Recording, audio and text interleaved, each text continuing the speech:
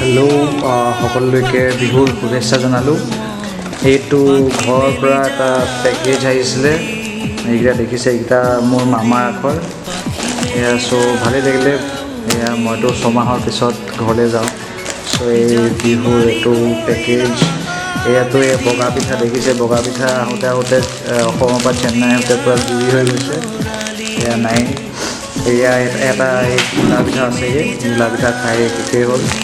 তাৰপিছত আৰু আহিছে ঘৰৰ পৰা এয়া লাড়ু, নাৰিকলৰ লাড়ু আৰু তিলৰ লাড়ু।